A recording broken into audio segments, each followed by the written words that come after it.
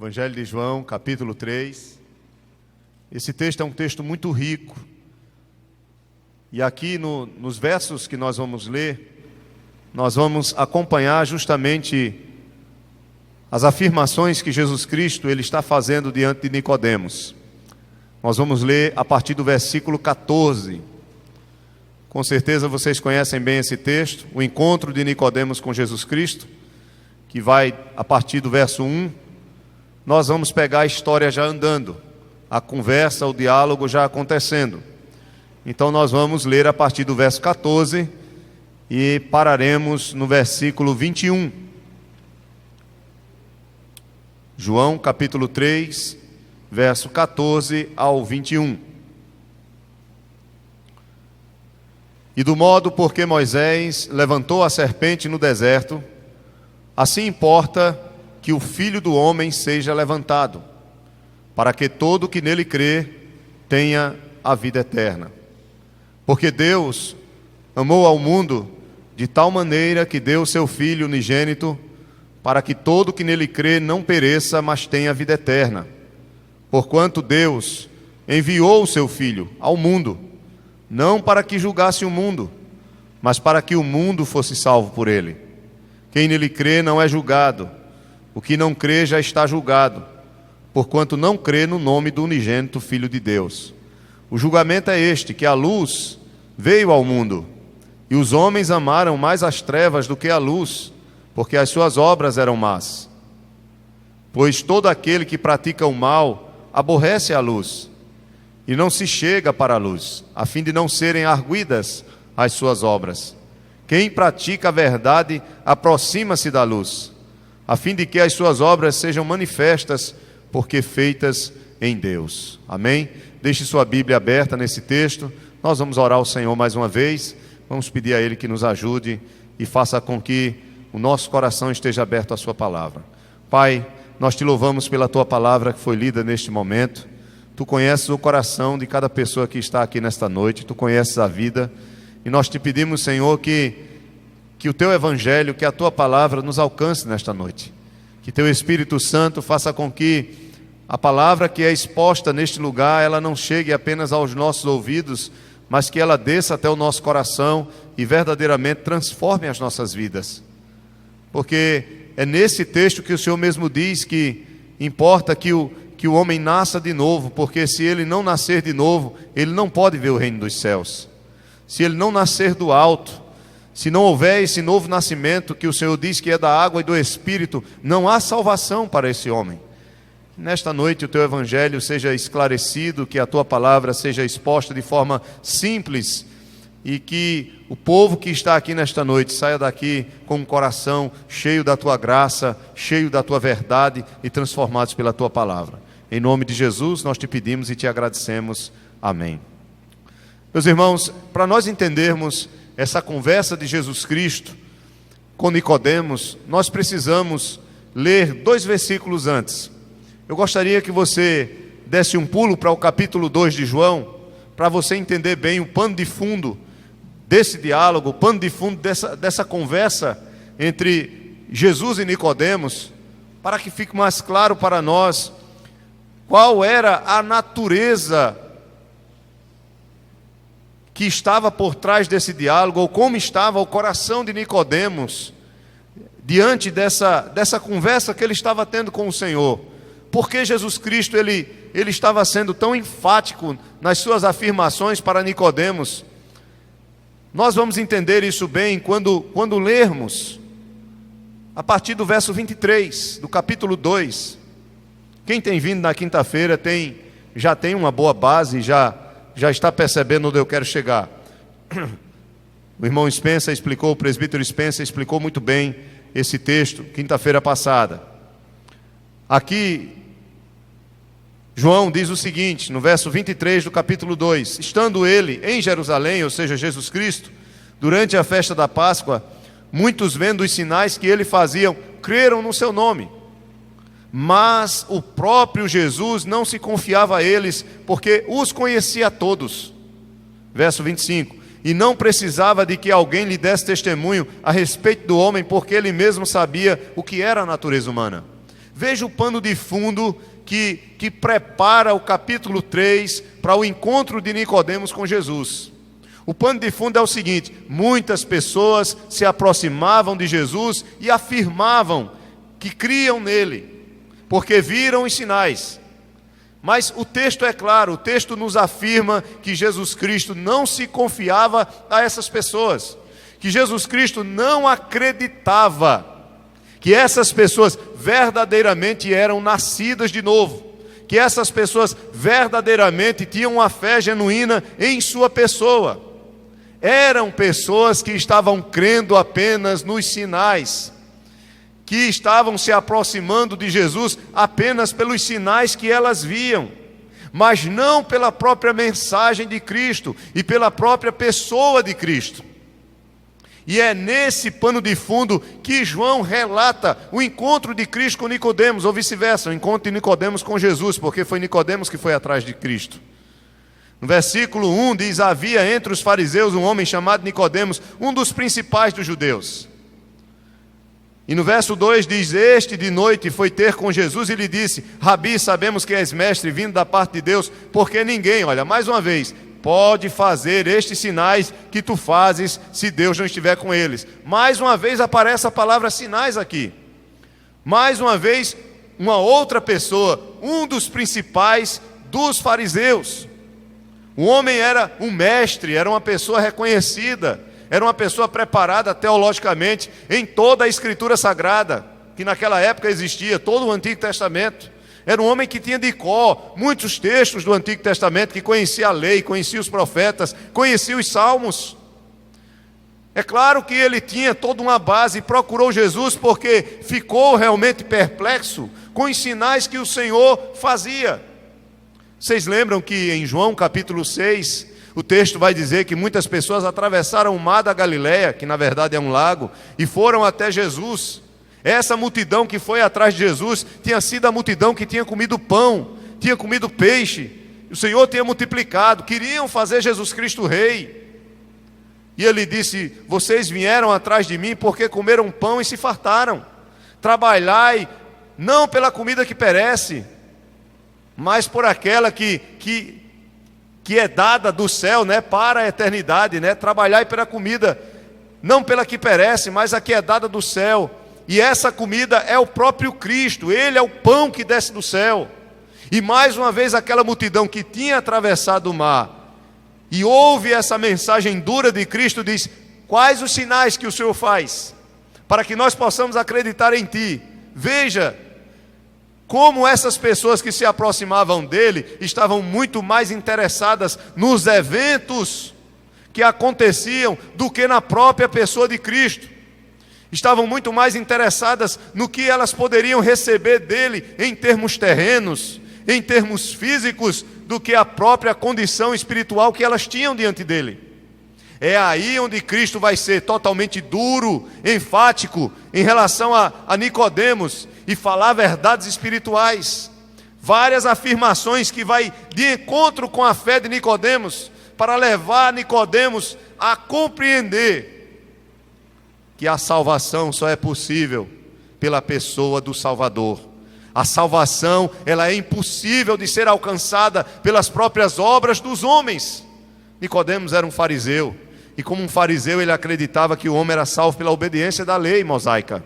Ele acreditava que a salvação vinha pelo cumprimento da lei. Jesus Cristo, nessa conversa, ele vai mostrar que isso é impossível, que a salvação só é possível pelo Salvador, pela pessoa do Filho.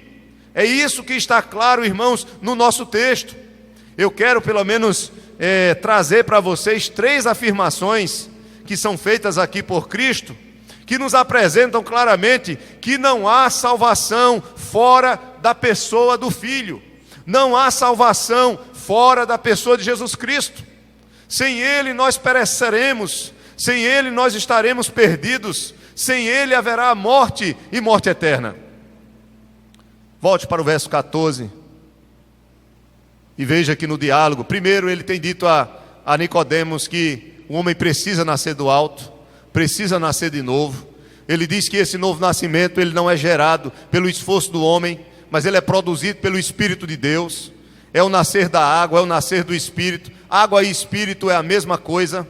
Água não é o batismo nas águas, embora o batismo nas águas, esse batismo ele aponte para uma nova vida, mas água e Espírito é um cumprimento da profecia de Ezequiel, que nós estamos tão acostumados com aquele texto, Ezequiel 36, que fala que o Espírito Santo será derramado como água, e que purificará os filhos de Deus. Então Jesus ele diz, olha, é necessário que o homem nasça do alto, que o homem nasça do Espírito, que o homem seja uma nova criação, para que ele possa ser salvo. E essa nova criação, ela é realizada pelo poder de Deus. Por isso que no versículo 8 ele diz, o vento sopra onde quer, ouves a sua voz, mas não sabes de onde vem, nem para onde vai, assim é todo que é nascido do Espírito. Então, é algo que o homem não pode explicar, que o homem não pode realizar, que o homem não pode compreender. É uma obra de Deus, é uma obra do seu Espírito, no qual o seu Filho está totalmente envolvido nessa obra da salvação. Nicodemos, mesmo sendo o mestre da lei, ele não entendeu o que Jesus estava falando. Veja, um homem tão preparado teologicamente, ele não entende as verdades, as afirmações espirituais que Jesus está trazendo ao seu coração. Ainda, né?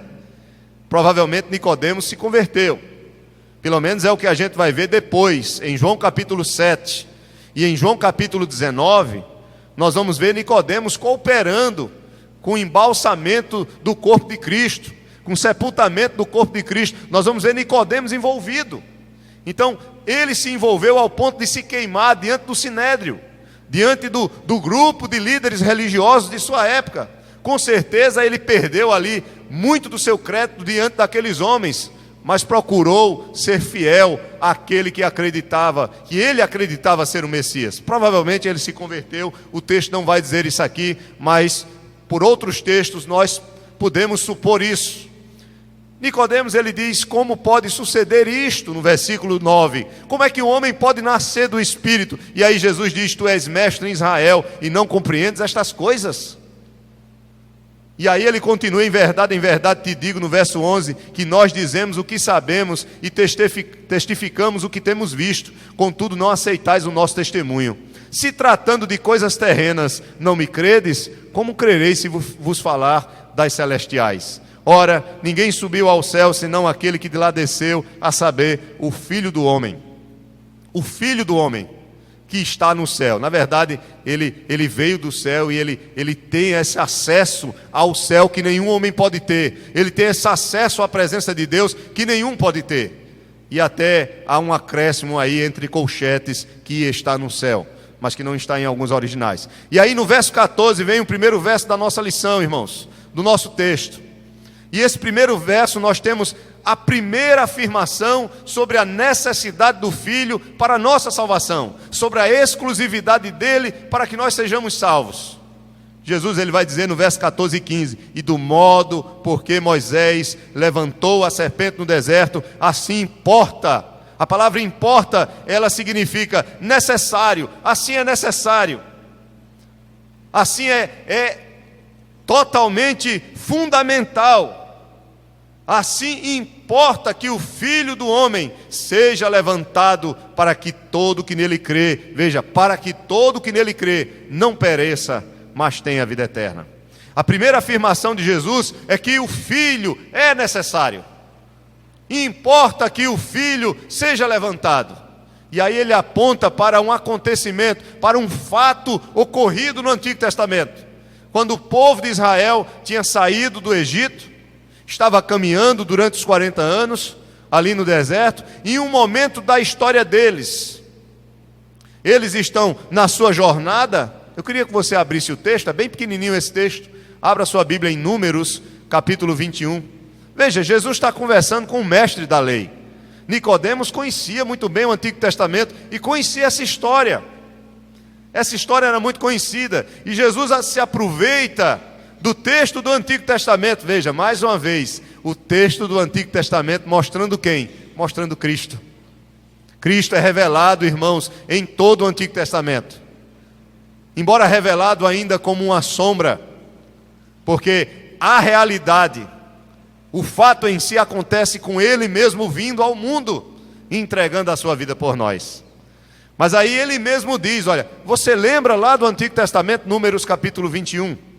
E eu quero ler com você. Números 21. É bem pequenininho esse texto. Os irmãos encontraram? Versículo 4.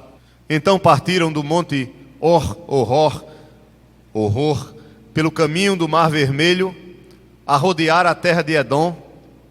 Porém o povo se tornou impaciente no caminho. E o povo falou contra quem, irmãos? Contra Deus. E contra Moisés, que era o líder deles. E eles falaram o seguinte: por que nos fizeste subir do Egito, para que morramos neste deserto, onde não há pão nem água? E a nossa alma tem fastio desse pão vil. Veja, o maná caía do céu todos os dias até a sexta-feira, de domingo a sexta. Na sexta-feira caía de forma dobrada, né? Ou caía da mesma forma, podemos dizer assim, mas eles tinham a liberdade de pegar uma quantidade dobrada, porque no sábado eles tinham que separar para adorar o Senhor. E aí o que acontece, irmãos, é que esse povo diz, olha, a nossa alma tem fastio desse pão vil. Estavam desprezando a Deus e desprezando a liderança que Deus tinha levantado no meio deles. E aí o texto diz que o Senhor, veja no versículo 6, Deus não teve conversa com o povo. Deus não discutiu com o povo. Tamanha era a pecaminosidade, a iniquidade no coração daquele povo. Era um povo de dura cerviz, era um povo desviado, era um povo sem fé. Era um povo terrível, desobediente. Desobediente a Moisés, desobediente a Deus, era um povo ingrato. Sabe o que é isso? É a mesma coisa de você dizer que não valoriza a morte de Cristo na cruz. É a mesma coisa de você dizer, para que eu sou crente? É a mesma coisa de você dizer, para que eu sirvo ao Senhor? Porque o Senhor me chamou, porque o Senhor me salvou, para viver essa vida? É a mesma coisa que se passou no coração de Asaf, no Salmo 73, quando ele olhou para os ímpios e viu a prosperidade dos ímpios, e se angustiou dizendo, os ímpios prosperam, mas nós somos os teus servos, padecemos muitas dificuldades. Mas o texto vai dizer no verso 17 do capítulo 73 do Salmo, no Salmo 73, desculpa, que ele vai dizer, até que eu entrei no teu santo templo e atinei para o fim deles. E aí ele vai compreender que não há maior herança, maior tesouro do que Deus. E aí ele vai dizer, quem tenho eu mais no céu e na terra, senão o próprio Senhor? Não é verdade? Senão o próprio Deus, o meu Senhor, o meu Salvador. E ele diz que está seguro com Deus. Não importa, mas a sua eternidade está segura com Deus, porque ele diz, tu me receberás na glória. Mas o fim dos ímpios é destruição. E aqui Deus não quis conversa. No capítulo 21 é muito claro, depois que o povo blasfema, depois que o povo questiona a bondade e o amor de Deus para com eles, Deus envia serpentes abrasadoras. Veja aí no verso 6. Então o Senhor mandou entre o povo serpentes abrasadoras que mordiam o povo, e morreram muitos do povo de Israel. Veja a consequência do pecado, irmãos. Morreram muitos de Israel. Verso 7, veio o povo a Moisés e disse, havemos pecado, porque temos falado contra o Senhor e contra ti. Ora ao Senhor, que tire de nós as serpentes. Então Moisés orou pelo povo. Disse o Senhor a Moisés, faz uma serpente abrasadora, põe-na sobre uma haste, e será que todo mordido que a mirar, ou que olhar para ela, viverá. Fez Moisés uma serpente de bronze, e a pôs sobre uma haste, sendo alguém mordido por alguma serpente, se olhava para a de bronze, sarava. Volta para o capítulo 3. E aí? Jesus traz esse texto à mente de Nicodemos, ele traz esse texto à luz. Ele cita o texto do Antigo Testamento, ele cita essa história de Números 21, e diz a Nicodemos, no versículo 14 e no versículo 15 de João, capítulo 3, que nós estamos lendo. Ele diz, e do modo que Moisés levantou a serpente no deserto, assim importa que o Filho, é necessário que o Filho do homem seja levantado, para que todo que nele crê tenha a vida eterna. Por que Jesus usou essa história e se referiu à sua própria crucificação, à sua própria morte e ressurreição, evidentemente, referindo-se a que as pessoas que mirassem ou que olhassem para ele, que crescem nele, também seriam salvos, como aconteceu lá no Antigo Testamento. Nós temos, irmãos, alguns pontos de comparação. Primeiro, em Números 21, a morte é apresentada como punição pelo pecado. Aqueles que falaram contra o Senhor e que falaram contra Moisés, o Senhor enviou o quê? Serpentes abrasadoras, serpentes venenosas, que picaram essas pessoas. Todas as pessoas foram picadas. Muitos começaram a morrer por causa das picadas daquelas serpentes. E alguns que ainda estavam vivos clamaram a Moisés por misericórdia, que Moisés se tornasse intercessor deles, para que o Senhor pudesse livrá-los daquela morte iminente por causa da mordidura das serpentes. A morte, irmãos, sempre é apresentada como punição pelo pecado. Não foi diferente. Assim como a mordidura ou a picada de Satanás nos nossos pais, lá no Éden, trouxe também a morte como consequência, porque nos tornamos pecadores. O pecado sempre traz como consequência a morte. O salário do pecado é o quê? É a morte. Romanos 6, 23, parte A. Essa é a primeira comparação. A segunda comparação, que Jesus traz à luz, no capítulo 21 de Números, trazendo essa história, é que em ambos os casos, tanto lá em Números 21, como na pessoa do Filho, é o próprio Deus que em sua graça soberana provê a salvação, provê a cura, provê o remédio. Veja, o povo se arrependeu, clamou a Moisés e disse: ora a Deus, ora ao nosso Senhor. E Moisés, quando orou, o que foi que Deus disse? Levanta uma serpente de bronze, coloca numa haste, um símbolo dessas serpentes que te picam, ou que picam o povo. Levanta um símbolo, e aqueles que olharem para aquela serpente de bronze, quando forem picados, serão curados e viverão. Veja, Deus, Ele é quem está levantando a salvação pela sua graça, tanto em Números 21, com a serpente de bronze, como também na plenitude dos tempos, no Salvador. O Filho é necessário para que todo aquele que nele crê não pereça, mas tenha vida eterna. Então o salário do pecado é a morte, mas também a graça de Deus traz vida. O que é que diz Romanos 6, 23 na parte B? O salário do pecado é a morte, mas o dom gratuito de Deus é a vida eterna por meio de Jesus Cristo. Veja, por meio dele, por causa dele, somente por ele. Jesus Cristo se compara àquela serpente, assim como foi levantada, eu também serei. Inclusive a palavra importa aí na Bíblia de vocês, na versão atualizada, assim importa que o Filho do homem seja levantado.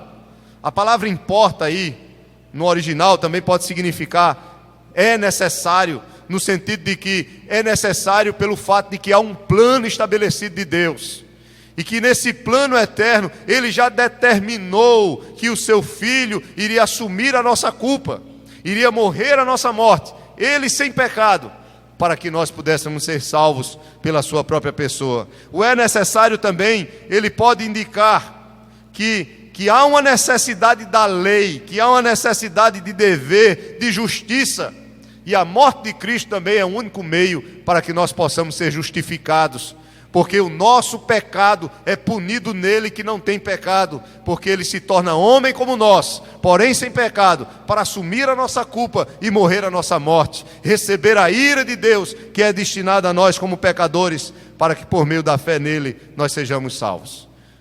Terceiro, irmãos, se a primeira comparação é que a morte é apresentada como punição pelo pecado, assim como foi na história do pecado do povo e das serpentes abrasadoras que veio e picou aquele povo, também nós vimos que Deus é aquele que pela sua graça soberana proveu o remédio. Mas terceiro, em ambos os casos, este remédio consiste sempre de algo ou de alguém que é levantado à vista do público. E aqui é algo interessante. Quando Jesus diz, importa que o Filho do homem seja levantado, a palavra levantado aponta para a cruz. Em João, a palavra levantado indica a crucificação. E em Atos, essa palavra levantado indica a exaltação dele, a exaltação de Cristo, a sua ressurreição e a sua exaltação, a sua subida aos céus. Se você observar em João capítulo 8, versículo 28, eu vou ler apenas esse texto. Veja que o termo levantado significa crucificado. Em João capítulo 8, verso 28, diz aqui o seguinte, João 8, 28. Disse-lhe, pois, Jesus: quando levantardes o Filho do Homem, então sabereis que eu sou e que nada faço por mim mesmo, mas falo como o Pai me ensinou. Se você for ler o contexto todo, você vai entender que ele está falando da sua morte. Há outro texto, capítulo 12 de João. Capítulo 12 de João, passe algumas folhas, vá para o verso 32, versículo 32 e o verso 34. Diz aqui: e eu, quando for levantado da terra, atrairei todos a mim mesmo. E o verso 34 diz: replicou-lhe, pois, a multidão: nós temos ouvido da lei que o Cristo permanece para sempre. E como dizes tu, ser necessário que o Filho do Homem seja levantado? Quem é esse Filho do Homem?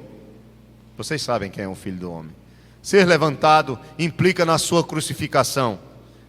Esse é o terceiro ponto de comparação. O quarto ponto, irmãos, é que em ambos os casos, aqueles que com um coração crente olham para aquilo ou para aquele que foi levantado, eles são curados.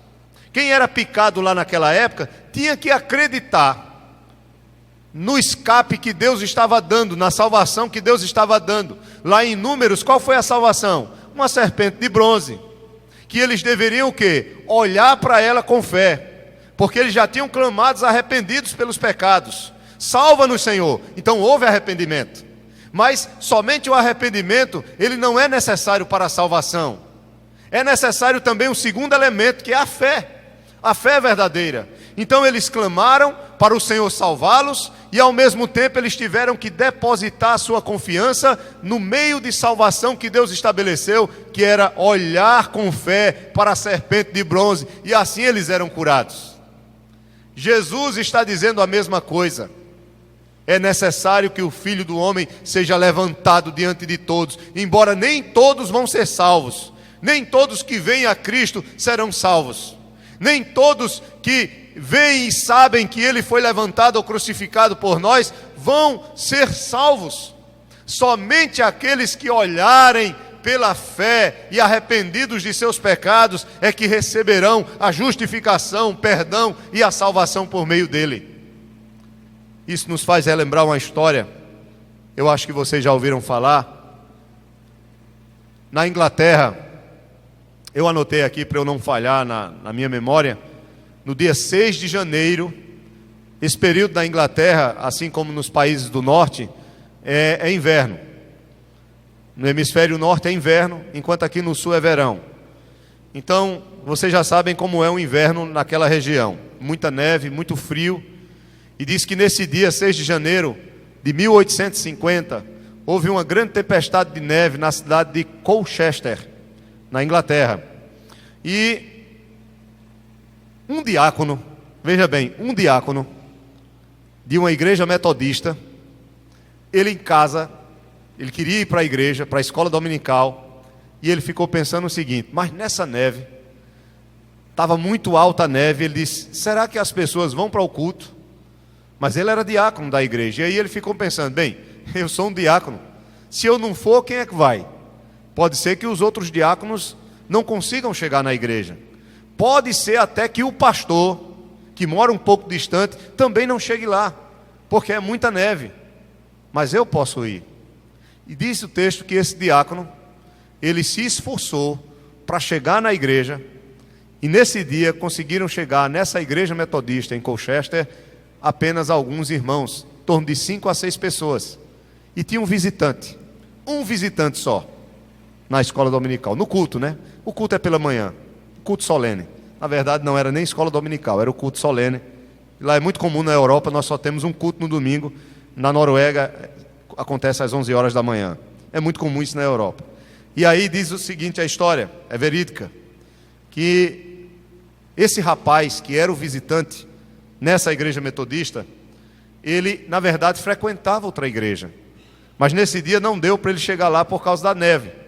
Como essa igreja metodista era perto da sua casa, ele foi para o culto. Diz que ele se dirigiu para a capela, uma capela muito simples, perto de sua casa. E nessa manhã havia apenas esse diácono como obreiro. Como ele era o diácono e era o único obreiro naquela manhã, então quem era que iria levar a palavra? Ele. Só que ele não pregava, ele não era um pregador.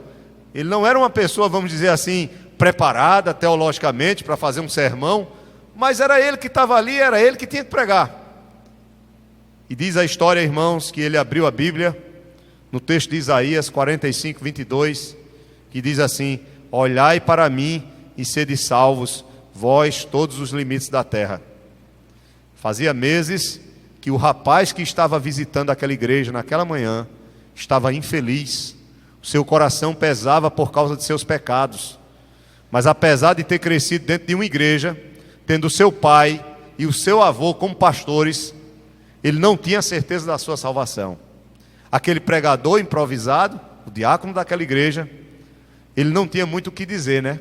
Então ele ficou repetindo aquela frase: olhai para mim e sede salvos. Ele ficou repetindo.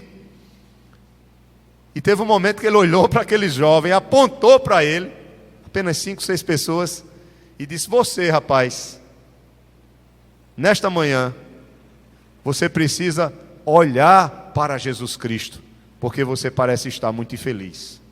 Naquela manhã, aquele rapaz no seu coração olhou para Cristo pela fé, e foi assim que surgiu o grande pregador Charles Haddon Spurgeon, um dos maiores pregadores da história.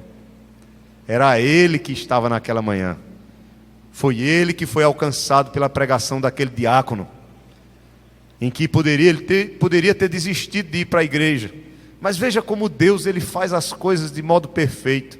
Veio uma tempestade de neve, Spurgeon não foi para a sua igreja, foi para aquela igreja metodista naquela manhã, e aquele irmão simples, com a sua mensagem, pregando a palavra de Deus, o Senhor tocou no coração de Spurgeon. Irmãos, nós precisamos olhar para Jesus Cristo pela fé, porque Ele é o único Salvador, e é isso que Ele está dizendo aqui: somente os que olham para Ele e creem nele é que têm a vida eterna. O antítipo é sempre maior do que o tipo. O tipo era lá a serpente de bronze, mas a serpente de bronze, ela não era a salvação, ela apontava para o Salvador. A serpente de bronze curava apenas fisicamente, ou seja, era um meio de cura física para aqueles que criam na salvação que Deus levantava. O Filho de Deus, Jesus Cristo, Ele cura o homem espiritualmente. A serpente de bronze dá alguns anos de vida para aqueles homens e mulheres morrerem novamente. O Filho de Deus, Ele nos dá a vida eterna, e não apenas alguns anos de vida. Nós podemos morrer, como Ele mesmo diz: eu sou a ressurreição e a vida, e aquele que crê em mim, ainda que morra, viverá para sempre. Então, o antítipo, que é Cristo, é sempre maior do que o tipo. A realidade é sempre maior do que a sombra. Cristo é maior do que o escape que Deus deu naquele momento histórico ali para os judeus. Porque aquele escape pela serpente de bronze era apenas uma sombra da verdadeira salvação que acontece pela pessoa de Jesus Cristo, o nosso Salvador. Então o Filho é necessário, e foi isso que ele disse a Nicodemos. Nicodemos, do modo como Moisés levantou a serpente no deserto, importa que o Filho do homem seja levantado. É Deus quem levanta, é Deus quem traz o seu Filho, para que todo aquele que nele crê não pereça, mas tenha a vida eterna. Essa é a primeira afirmação sobre a exclusividade do Filho para a salvação, que Jesus dá a Nicodemos. É necessário, assim importa que o Filho seja levantado, como foi a serpente de bronze por Moisés. A primeira afirmação sobre a exclusividade da salvação em Cristo Jesus. A segunda está no verso 16. São apenas 3 que eu quero tratar com vocês. Versículo 16, nós temos a segunda afirmação de Jesus. Veja que ele está conversando com Nicodemos sobre a exclusividade do Filho. Ele diz: porque Deus, vocês conhecem bem esse texto, amou ao mundo de tal maneira que deu o seu Filho unigênito, para que todo que nele crê não pereça, mas tenha vida eterna. Então veja, primeiro Jesus afirma a Nicodemos que assim como a serpente foi levantada no deserto por Moisés, assim é necessário que o Filho seja levantado, para que todo que nele crê não pereça, mas tenha vida eterna. Então ele mostra a necessidade da sua pessoa, da sua obra, da sua crucificação em nosso favor, porque nós somos pecadores, nós caminhamos para a morte, nós estamos condenados à eternidade de punição eterna, mas Deus, Ele entrega o seu Filho para que por meio dele nós sejamos perdoados, nós sejamos justificados, nós sejamos salvos. Então ele dá essa primeira afirmação a Nicodemos, e isso deve ter chocado Nicodemos, porque Nicodemos entendia que a salvação era pelas obras, mas Jesus Cristo diz: não, a salvação não é pela lei de Moisés, mas a salvação é pelo que Deus levanta como nosso Salvador. A salvação se dá pela obra de um homem que é o próprio Deus encarnado, que é o seu próprio Filho, Jesus Cristo. E aí ele vem com a segunda afirmação, e a segunda afirmação é que o Filho não somente é necessário, mas o Filho é doado, o Filho é dado por nós. E ele enfatiza o amor maravilhoso que está por trás dessa doação, o amor de Deus, a graça de Deus, a misericórdia de Deus, a bondade de Deus, o favor de Deus para conosco que somos pecadores. E eu gostaria, irmãos, de apontar para vocês os aspectos desse amor de Deus aqui no capítulo 3 de João, no verso 16. Veja que não há uma definição para o amor de Deus nesse versículo. Jesus, ele diz, porque, veja o porquê aqui relaciona o que ele vem falando anteriormente. E aí ele diz: porque Deus amou ao mundo de tal maneira. A primeira coisa que Jesus fala é do caráter do amor de Deus. Qual é o caráter desse amor? Como é esse amor de Deus? E Jesus, ele não tem uma definição para esse amor, porque esse amor está noutra dimensão. Esse amor de Deus, ele vai além da nossa compreensão. O amor de Deus, ele é incomparável, ele é incapaz de ser descrito por nós, a não ser pela explicação de que esse amor ele é declarado pelo fato de Deus dar o seu Filho, o seu único Filho, santo, sem pecado, para morrer por pecadores, para sofrer no lugar de pecadores. Essa é a explicação que nós temos para esse amor. Então Jesus Cristo diz: Ele amou de tal maneira. Veja, esse amor é único, esse amor é grande, esse amor é central. Esse amor é infinito, é de tal maneira. É o caráter do amor de Deus. Depois ele mostra o autor, que é o próprio Deus. E aí nós sabemos que Deus é amor, e nós só podemos amá-lo porque Ele nos amou primeiro. E esse amor foi demonstrado através dessa grande obra para nos salvar. E aí ele cita o objeto do amor. Quem é que Deus ama? E ele diz: o mundo é quem é amado. E o interessante é que esse mundo é um mundo de pecadores. Não é um mundo a criação, não é um mundo toda a obra criada, mas mundo aqui são pessoas, e não há uma pessoa dessa que mereça esse amor de Deus. Nenhum de nós merecemos o amor de Deus, nenhum de nós temos condições de abrir a boca e dizer: o Senhor me ama porque eu faço isso, eu faço aquilo. O Senhor me ama porque há algo em mim que Ele olhou e gostou e valorizou, e por isso Ele me amou. Isso não existe, irmãos. Paulo, ele diz que não há um justo sequer, não há quem busque a Deus, não há um homem sequer, porque todos pecaram e estão destituídos da glória de Deus. Todos somos pecadores, todos merecemos o juízo de Deus, todos merecemos a justa condenação pelos nossos pecados. Mas Deus nos amou. Deus amou esse homem e essa mulher de toda tribo, de toda língua e de toda raça. E esse amor dele fez com que ele viesse até nós e nos desse o que é mais precioso, o que é mais santo, o que é mais perfeito, o que é mais puro, mais glorioso, que é a pessoa de Jesus Cristo. Como pode um homem santo, sem pecado, o próprio Deus encarnado, receber a justa ira do Pai em nosso favor? Ele é Jesus, e Ele é entregue para morrer por nós. Nós somos necessitados da salvação e o amor de Deus fez com que Ele nos alcançasse.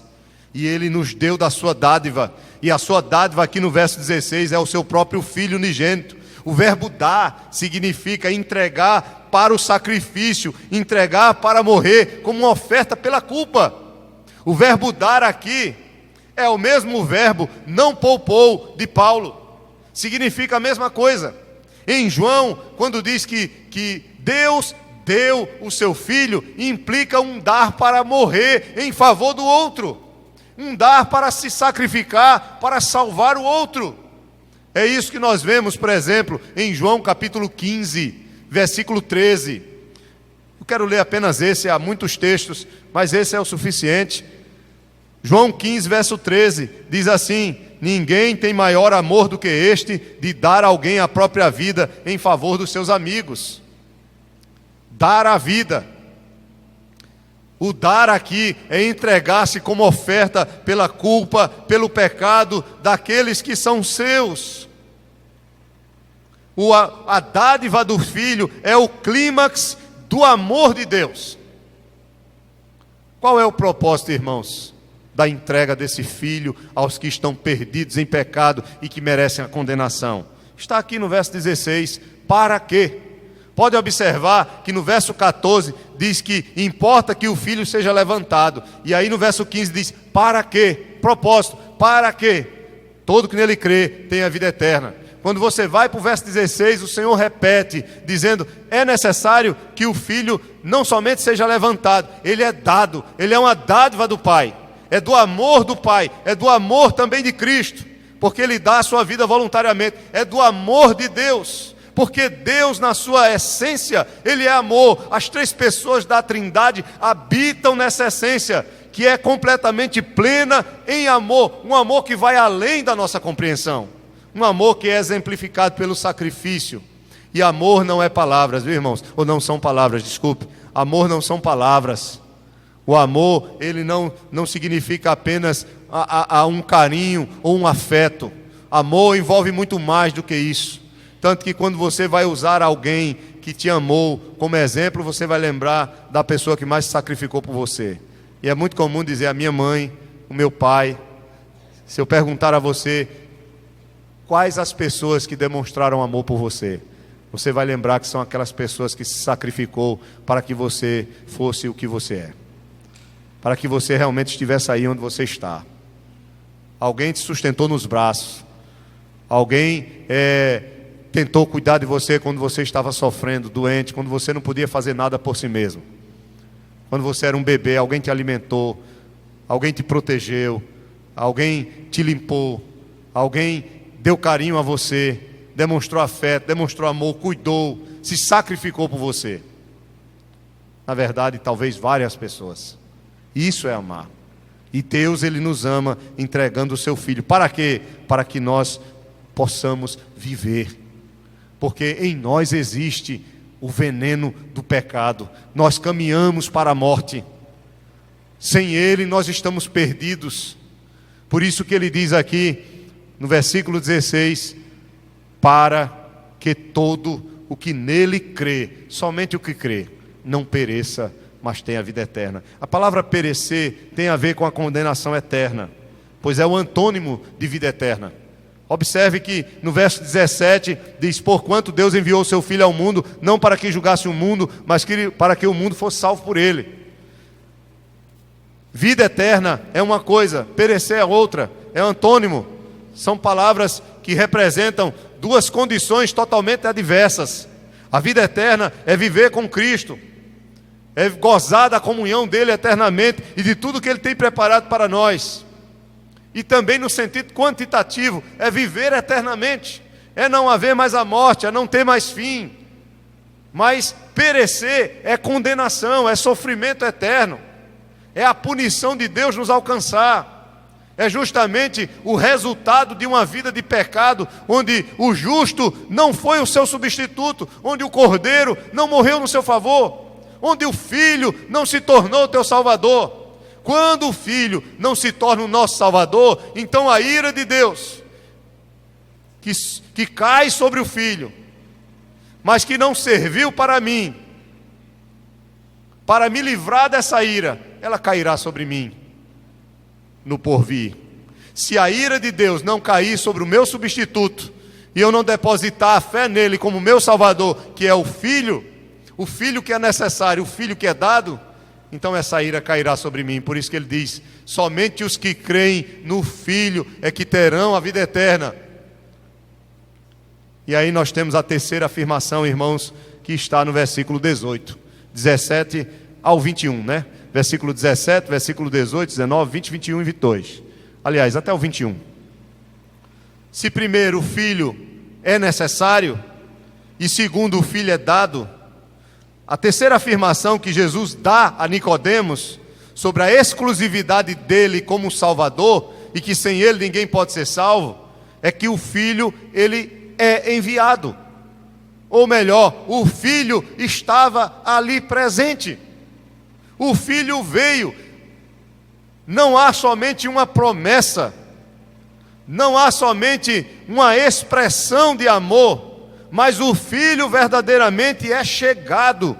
O Filho veio, o Filho estava ali e iria cumprir o que Deus tinha determinado de levantá-lo e de ter dado ele em nosso favor. Veja que ele diz aqui no verso 17: porque Deus enviou o seu Filho ao mundo. O Filho foi enviado, é fato. O fato de Deus levantar o Filho ainda não tinha acontecido, mas iria acontecer. O fato de Deus ter dado o Filho ainda não tinha acontecido plenamente, mas iria acontecer. Por quê? Porque o Filho foi enviado e o Filho estava presente na plenitude dos tempos. Jesus Cristo tinha nascido de mulher, nascido sob a lei, já tinha crescido, já era um homem adulto e tinha começado seu ministério. Estava no começo do seu ministério e estava afirmando ali: o Filho foi enviado. Só faltava ele dizer: eu sou o Filho. Eu sou o Filho. Mas isso estava claro nas palavras dele. Ele é o Filho que é chegado. Ele é o Salvador que é chegado. E ele estava dizendo a Nicodemos: Nicodemos, eu estou aqui diante de ti. Tu estás conversando comigo. Se tu queres ser salvo, é necessário que você creia no Filho. Você crê em mim. Eu sou o Filho, eu sou o Messias. E é isso que ele vai dizer aqui. Nessa terceira afirmação, irmãos, Jesus ele vai apresentar algumas outras verdades. A primeira é que o Filho foi enviado primeiramente não para julgar o mundo. Veja aí no versículo 18, 17, 18. Ele diz: porquanto Deus enviou o seu Filho ao mundo, não para que julgasse o mundo, mas, está aqui, olha, uma conjunção adversativa, né? Mas, os alunos aí que estão estudando, né? Para o Enem. Mas, para que julgasse o mundo. Não para que julgasse o mundo, mas para que o mundo fosse salvo por ele. Desculpa. Mas para que o mundo fosse salvo por ele. Primeira verdade que Jesus traz, além dessa afirmação que o Filho foi enviado, é que o Filho veio primeiramente não para julgar. Veja, na versão, ele estava conversando com o mestre dos judeus. E na versão dos judeus, eles esperavam que quando o Messias viesse, o Messias julgasse ou punisse todas as nações que estavam oprimindo Israel. Então, os judeus estavam esperando o Messias que viesse e que julgasse as nações que estavam oprimindo Israel, especificamente Roma, naquela época, e Israel fosse liberto e passasse a ser cabeça de todas aquelas nações, por meio do poder do Messias. Aí Jesus Cristo, conversando com o mestre da lei, diz: olha, o Filho veio primeiro não para julgar. Entenda isso, Nicodemos. Entenda que o Filho veio primeiro para salvar. E a salvação se dá com o seu sacrifício. A salvação se dá com a sua morte substitutiva, com a sua morte em lugar do pecador. Essa é a primeira verdade. A segunda é que ele vai dizer: para que o mundo seja salvo por ele. E aí, aqui nós aprendemos pelo menos duas coisas. Primeiro, mais uma vez ele diz que a salvação não é apenas para os judeus, mas é para o mundo, para pessoas de todas as nações, para pessoas de todas as tribos, tanto que nós estamos aqui hoje. adorando o nosso Salvador, porque essa mensagem chegou até nós. Nós somos parte desse mundo, nós somos gentios. A salvação não é apenas para judeus, mas o Senhor, Ele é luz para os gentios. Segunda verdade, aqui ainda nesse segundo ponto, é que o objetivo da primeira vinda de Cristo é clara, não foi para condenar, mas sim para salvar. Isso não quer dizer que as pessoas que não creem ou que não creram nele como Salvador não estavam debaixo de condenação, porque a condenação em princípio já existe para todo que está vivendo sem Cristo, para todo aquele que não tem Cristo na sua vida como seu único e suficiente Salvador. Ele está debaixo da condenação, ele já é culpado. Só que essa condenação só se dará plenamente quando Jesus voltar pela segunda vez. Quando Ele vier, que houver a ressurreição de todos os homens e todas as mulheres. Uns ressuscitarão para a vida e outros ressuscitarão para a morte eterna. Em Apocalipse diz que ai daquele que realmente estiver quando o Senhor vier para julgá-lo, quando sobre ele cair a ira não somente de Deus, mas a ira do Cordeiro. O Cordeiro veio para morrer a primeira vez, mas a segunda vez ele virá como glorioso, Deus glorioso, exaltado sobre todas as coisas, e virá para julgar todos os homens. Os que escaparão, escaparão pelo seu sangue, e os que não tiverem o seu sangue sobre suas vidas estarão perdidos para todo sempre. É isso que ele vai dizer e afirmar no verso 18: quem nele crê não é julgado, o que não crê já está julgado. Por que ele está dizendo isso? Porque ele está convidando Nicodemos a descansar o seu coração e a sua fé nele. Nicodemos, quem nele crê não será julgado, está livre dessa condenação. Quem nele crê, mas quem não crê, ele diz aqui, já está julgado, já está debaixo de condenação, porquanto não crê no nome do unigênito Filho de Deus. Verso 19, e o julgamento, ele vai dizer aqui que há duas reações, né? Nas pessoas que veem Cristo, uns vão crer e outros não vão crer. Há também dois resultados: os que não creem estarão perdidos, já estão debaixo de juízo. Os que creem estarão livres desse juízo, vão ter a vida eterna, como ele tem falado aqui anteriormente. E aí depois ele mostra a base desse veredito. Qual é a base do juízo de Deus? São as próprias obras dessas pessoas, porque quem crê em Cristo terá uma vida transformada, e suas obras passarão a ser feitas em Deus, pelo poder de Deus, pela ação de Deus nos seus corações. Mas aqueles que não têm Cristo, a sua própria vida ou as suas próprias obras mostrarão que eles jamais creram no Senhor. É isso que ele vai dizer. E ele diz aqui no verso 19, o julgamento é este, que a luz veio ao mundo. Lembram que João Batista ele disse que não era luz, mas que ele veio testificar da luz no capítulo 1 de João?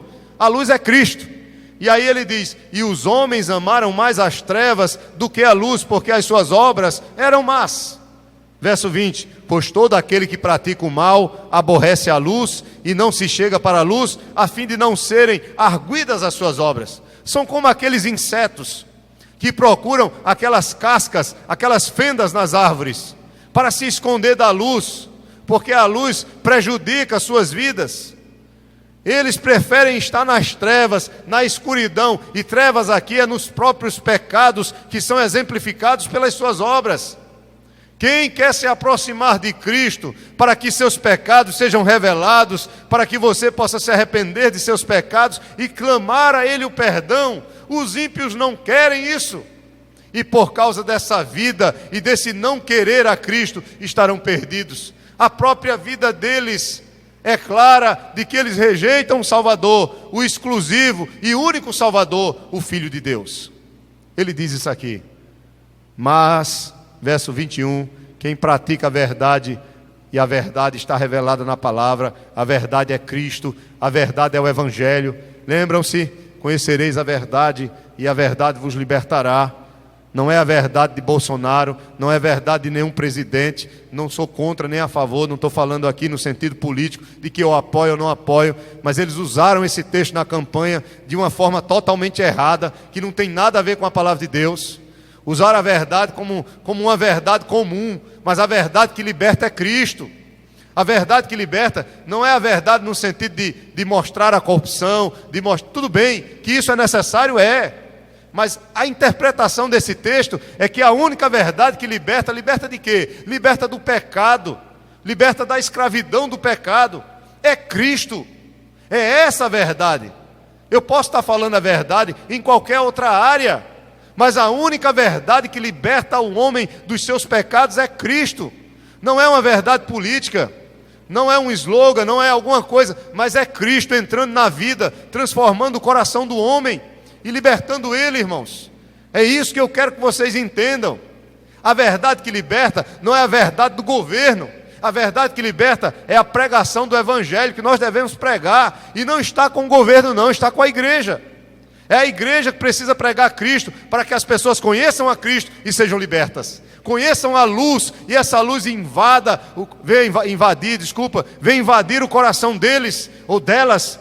E essas pessoas venham ser verdadeiramente transformadas pelo poder de Deus. Foi aquilo que Paulo diz, quando ele diz que a luz do Evangelho iluminou o seu coração para que ele pudesse enxergar a glória de Deus na face de Jesus Cristo. É isso que nós precisamos, é essa verdade que nos liberta. Então, meus amados irmãos, aqui nós aprendemos através de três afirmações, que Jesus Cristo, o Filho de Deus, é o único que pode nos salvar da condenação eterna. E é o único que pode nos dar segurança de salvação. É o único que pode nos dar a vida eterna. Ele disse que o Filho é necessário. Ele disse que o Filho foi dado e que o Filho foi enviado. Somente o Filho é que pode nos livrar da morte. E aí eu encerro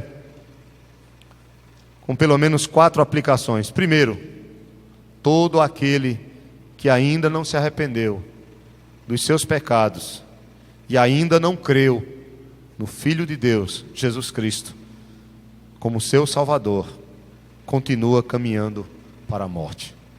Assim como aqueles que foram picados pelas serpentes abrasadoras, lá em Números 21, e que não olharam para a serpente de bronze e não puderam ser salvos, assim também você, se não olhar para Cristo, para poder ter vida, para poder ser salvo, você não poderá escapar da morte eterna, se não olhar com fé e arrependimento no coração para Jesus Cristo, Filho de Deus.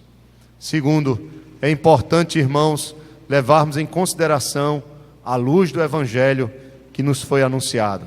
Jesus Cristo, nosso Salvador, para que possamos reconhecer os nossos pecados e sermos perdoados, sermos curados, constantemente olharmos para Ele como autor e consumador da nossa fé, e que a nossa vida se encaminhe cada dia, dia após dia, olhando sempre para Jesus como nosso alvo, como o autor e também como o Salvador. Ele não somente iniciou, mas Ele também complementará. Aquele que começou a boa obra em vós, há de aperfeiçoá-la até o dia final. Terceiro, hoje mesmo, meu irmão, meu amigo, você que está aqui nesta noite, minha amiga, se agarre a Cristo, olhe para Ele com fé e dependa dEle por toda a sua vida, sabendo que a salvação é um dom da graça de Deus e que você por si mesmo não pode ser salvo. E último, nós que somos crentes, irmãos, que já olhamos para Cristo e cremos nele, devemos nos alegrar e agradecer ao nosso Deus pelo seu amor que foi derramado em nossas vidas. Esse amor que é de tal maneira, e devemos responder a esse amor de Deus com amor no nosso coração e nos colocarmos à sua disposição para servirmos a Ele e servirmos ao próximo. Que Deus nos abençoe em nome de Jesus. Nós vamos orar nesse momento e logo após nós vamos encerrar nosso culto. Queria convidar o irmão Alden para nos ajudar. Fiquemos de pé, irmãos, vamos orar ao Senhor. Isaías 45, 22. Olhai para mim e sede salvos, vós todos os limites da terra. Convido você que está aqui nesta noite, olhe para Cristo, não há salvação fora dele. Olhe para Ele, olhe com fé no seu coração, clame por Ele, Coloque sua vida diante dele. Talvez o seu coração esteja cheio de angústia, cheio de tristeza, talvez haja muitas dúvidas. Olhe para o Filho, olhe para Cristo. Não há salvação fora dele. Ele foi entregue por nós, ele foi doado por nós, ele foi sacrificado pelas nossas vidas. Clamemos a ele nesta noite. Pai, em nome de Jesus, nós te louvamos pelo nosso Salvador e o nosso Senhor Jesus Cristo. Obrigado, ó Deus, por nos oferecer a oportunidade, Senhor, por nos oferecer a salvação, e não somente nos oferecer, mas verdadeiramente nos salvar, porque o novo nascimento só é possível se o Senhor mesmo gerar esse novo nascimento em nosso coração. E nós te pedimos, ó Pai, por todas as pessoas que estão aqui nesta noite, que se alguém aqui ainda não olha com fé para Jesus Cristo, Filho de Deus, o nosso único Salvador, a única salvação, que nesta noite possa crer em Ti e na Tua obra, possa depositar a sua vida, a sua fé, a sua segurança, a sua esperança em Ti. E se não tem essa fé no coração, que Teu Espírito Santo gere, que Teu Espírito Santo transforme para a Tua glória, para que essa vida seja plenamente salva e o Teu nome seja glorificado. Nos abençoe, Senhor, e faça de nós servos e servas com temor no coração, para Te servir com gratidão e amor, amando nosso irmão, a nossa irmã, e amando a Ti de todo o nosso coração. Como aconteceu com Spurgeon, que olhou para Ti e se tornou o príncipe dos pregadores. Como aconteceu para Paulo na estrada de Damasco, que olhou para Ti, mesmo não Te vendo, mesmo ficando cego, mas olhou com o coração e creu, e se tornou um dos maiores apóstolos de todos os tempos. Como também cada crente, ó Pai, seja em qualquer lugar, em qualquer nação, tribo, língua, povo, raça, ó Deus, que tem olhado para Ti e tem crido no Evangelho, o Senhor tem salvado e transformado. Louvado seja o Teu nome, porque nós somos povo Teu, rebanho Teu, povo do Teu pastoreio. O Senhor é o nosso pastor, que entregou a sua vida por nós, e por isso nós estamos aqui alegres, regozijando, Senhor, na Tua presença e Te agradecendo por essa maravilhosa salvação. Em nome de Jesus Cristo, nós Te pedimos e Te agradecemos. Amém. Amém. Podeis assentar, meus irmãos. Saia daqui, se você já olhou para Cristo, agradecendo a Deus pela sua salvação, pela obra que Ele tem realizado na sua vida.